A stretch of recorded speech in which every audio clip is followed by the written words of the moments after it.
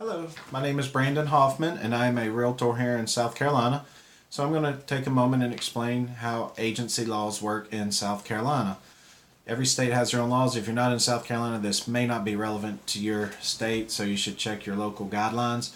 But in South Carolina, at first significant contact, the agent is required to disclose agency laws and present this form to you right here.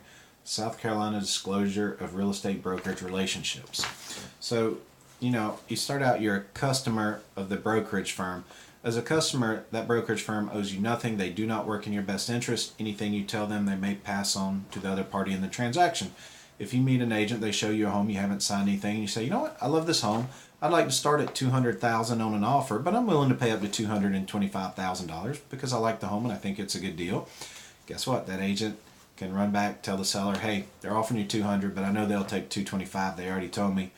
And according to South Carolina laws, that agent has done nothing wrong because they didn't owe you anything. So how do you protect yourself in a transaction? Well, you protect yourself by becoming a client. To become a client, you sign an agency disclosure. Now, once you sign an agency disclosure, that agent now owes you client-level duties, which are obedience, loyalty, disclosure, confidentiality, accounting, reasonable care and skill, as well as assistance in negotiations. Typically, you're going to be in single agency. Single agency means they only represent you in the transaction. They are kind of your real estate coach, if you will. However, occasionally you get into dual agency, which means that brokerage represents both the seller and the buyer in the same transaction.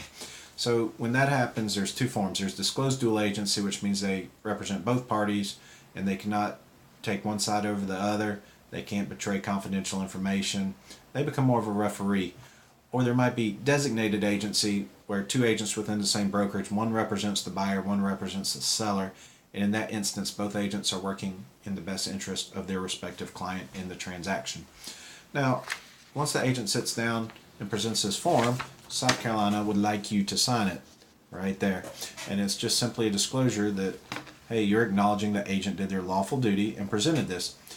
Now, it doesn't obligate you. You see the gray box right there. It says this is not a contract.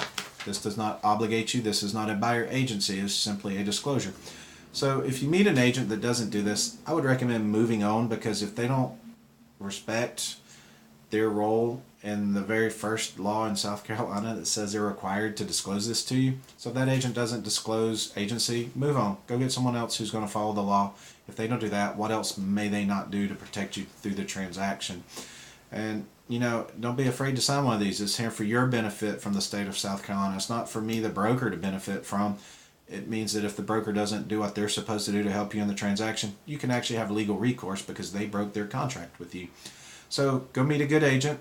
Interview several agents. If you're here in Columbia, just call me. We'll take care of you.